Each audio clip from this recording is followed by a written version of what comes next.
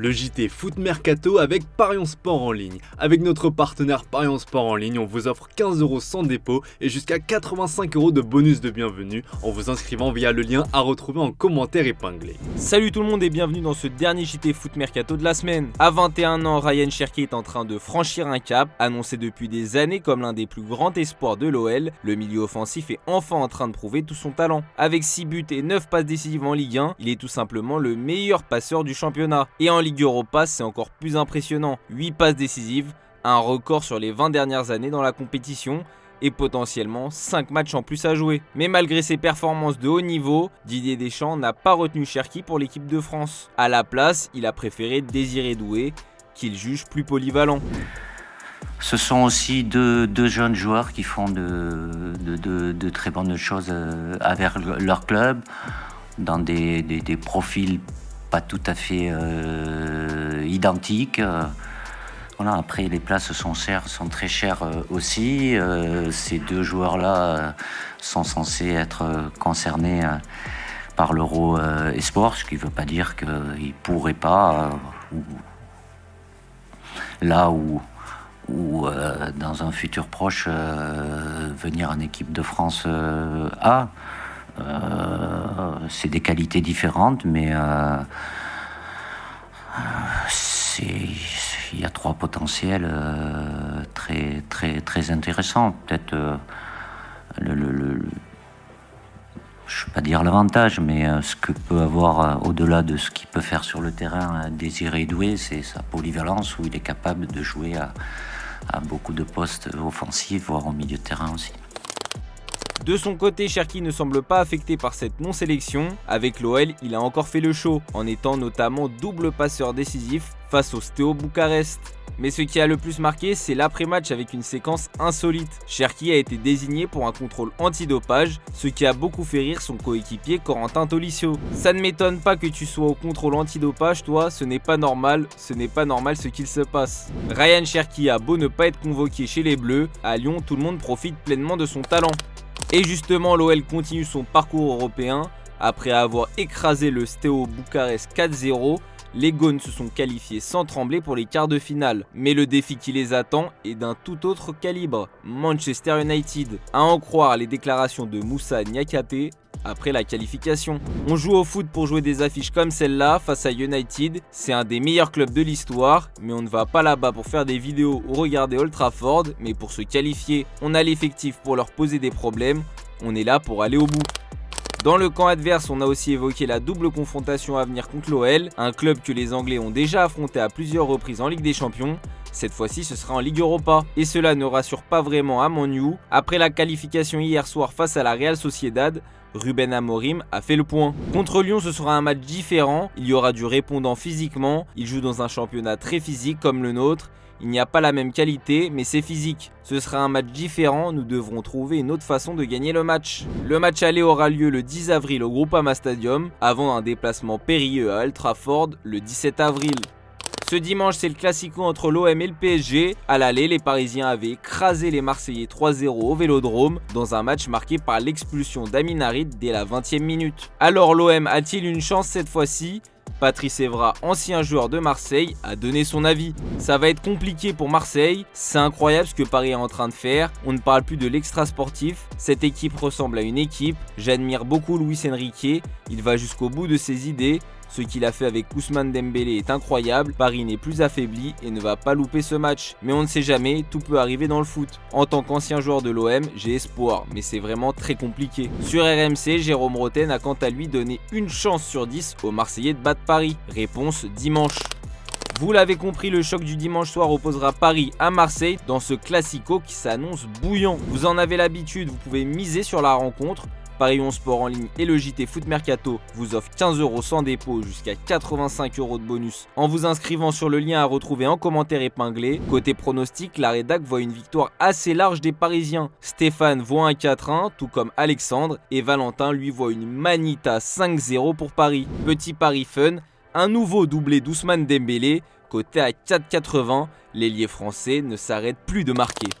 Le Paris Saint-Germain n'a pas obtenu gain de cause, alors que le club de la capitale affrontera Aston Villa en quart de finale de la Ligue des Champions les 9 et 16 avril. Ils doivent également se déplacer à la Beaujoire le dimanche 13 pour défier le FC Nantes lors de la 29e journée de Ligue 1. Une programmation jugée défavorable par le PSG qui a donc sollicité un report de la rencontre. D'après Ouest France, le club parisien souhaitait disputer ce match en semaine, soit le mardi 22, soit le mercredi 23 avril. Mais les Canaries ont catégoriquement refusé. La raison, Nantes considère que cette affiche face au PSG est le plus gros match de sa saison en termes de billetterie. Un report en milieu de semaine risquerait de priver une partie des supporters du spectacle, un risque que les dirigeants nantais ne veulent pas prendre.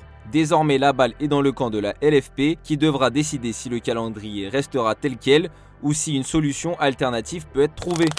Très mauvaise nouvelle pour Brendan Chardonnay et le Stade brestois. Victime d'un coup contre Angers la semaine passée, le capitaine des Pirates avait dû céder sa place après le choc. Éric Croix a donné des nouvelles de son joueur à la veille du match contre Reims. Présent en conférence de presse, il a expliqué que son défenseur central avait dû subir une intervention chirurgicale cette semaine et souffrait de plusieurs fractures au niveau des côtes. Brendan a subi un pneumothorax et a eu 4 côtes cassées dont une qui a perforé et a fait entrer de l'air dans le poumon. Il a subi une intervention chirurgicale en milieu de semaine et pourrait être absent à bon moment. Reste désormais à voir quelle sera la durée de son indisponibilité. Il s'agit en tout cas d'une très mauvaise nouvelle pour les Brestois puisque Chardonnay est l'élément le plus utilisé de l'effectif.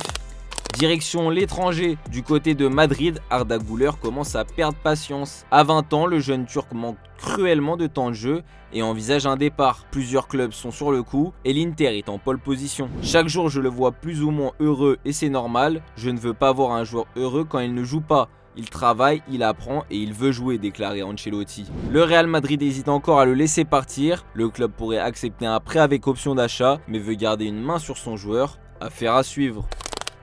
Face à l'Atlético, les joueurs de Carlo Ancelotti ont particulièrement souffert et ont dû passer par les tirs au but pour obtenir leur qualification. Durant cette soirée intense, les efforts ont été nombreux et une fois de plus, l'un de leurs éléments a quitté la pelouse en raison d'une blessure. Et le Français Ferland Mendy sera absent pour un petit moment. D'après les informations de Marca, le latéral gauche remplacé par Fran Garcia souffre d'une lésion au biceps fémoral de la jambe gauche. Le média espagnol évoque alors une absence d'au moins 3 semaines pour le joueur de 29 ans, forfait pour le choc contre Villarreal ce samedi. Mendy est également incertain pour le quart de finale aller en Ligue des Champions contre Arsenal. Il devrait cependant pouvoir tenir sa place pour la rencontre retour prévue le 16 avril. Manchester United prépare déjà son futur alors que les Red Devils traversent une saison catastrophique. Omar Berrada, directeur général du club, a levé le voile sur la planification estivale et le rôle de Ruben Amorim dans le mercato à venir. Malgré les difficultés financières que rencontre le club mancunien, le coach portugais est pleinement impliqué dans les discussions et devrait bénéficier d'un budget pour renforcer son effectif. Une nécessité alors que l'équipe, toujours en quête de régularité, pourrait enregistrer son pire classement de l'ère Premier League. Interrogé par TNT Sports avant la rencontre face à la Sociedad en Ligue Europa, Berrada s'est voulu rassurant. Il s'agit de bien planifier le mercato estival et d'avoir une idée claire des joueurs que nous voulons recruter. Nous faisons de gros efforts pour nous mettre dans la meilleure position financière possible. Même si nous ne sommes pas en Europe, je pense que nous serons en mesure d'investir dans l'équipe, a expliqué le dirigeant. Mais voilà un nouveau coup dur pour Ruben Amorim. Il espérait attirer cet été le joueur qu'il avait lancé il y a quelques mois lorsqu'il entraînait encore le Sporting Portugal, le jeune Giovanni Quenda, âgé de 17 ans. Eh bien le jeune portugais a choisi Chelsea. Comme révélé par The Athletic, les Blues viennent de finaliser l'arrivée du prodige portugais Giovanni Quenda pour un montant estimé entre 45 et 50 millions d'euros. Signe de la confiance du club en son talent, Quenda a signé jusqu'en 2033. Il restera une saison de plus au Sporting avant de rejoindre Londres en 2026. Thomas Tuchel a dévoilé sa première liste avec l'Angleterre. Arrivé en octobre dernier pour succéder à Gareth Southgate, l'Allemand a dévoilé une sélection attendue avec plusieurs surprises. Comme annoncé par la presse anglaise, Dan Burn et Miles Lewis-Kelly sont convoqués pour la première fois. Marcus Rashford, en difficulté cette saison, fait son retour, tout comme Reece James et Jordan Henderson. Mais Tuchel a aussi voulu insuffler un vent de fraîcheur avec beaucoup de jeunes joueurs comme Morgan Rogers, Jarell Quansah, Lewy Cowell, Livramento, Eze ou encore Curtis Jones. Les cadres Bellingham, Kane, Rice et Palmer sont bien là. L'Angleterre affrontera l'Albanie et la Lettonie pour lancer l'ère Tuchel. Du côté Newcastle, les propriétaires saoudiens veulent frapper fort. Le club projette la construction d'un nouveau stade de 65 000 places à Lees Park, un projet validé par le gouvernement britannique et qui vise à faire des Magpies un géant de Première Ligue. On passe aux officiels du jour, une nouvelle prolongation du côté des Barcelonais. Après Pedri, Cubarsí et Gavi, c'est au tour de Íñigo Martínez de signer un nouveau contrat avec le club catalan jusqu'en 2026. Gianluigi Donnarumma, après son énorme match face à Liverpool et ses 2 arrêts décisifs lors de la séance de tir au but qui ont permis au PSG de se qualifier, le gardien italien a été élu joueur de la semaine, une récompense bien méritée. Désiré Doué a réagi après sa toute première sélection en équipe de France A et il était très heureux. C'est notre image du jour. On se dit à demain pour plus de vidéos sur Foot Mercato. Ciao ciao. Très content, très heureux. Ouais. J'étais ému quand j'ai vu ça, très content. C'est une fierté. Voilà, on travaille au quotidien. Merci aux coéquipiers, à l'équipe, parce que le boulot qu'on fait aussi au quotidien, les matchs qu'on réussit à faire tous ensemble, c'est ce qui m'aide à progresser. Donc merci à eux et voilà, je suis très content, très content.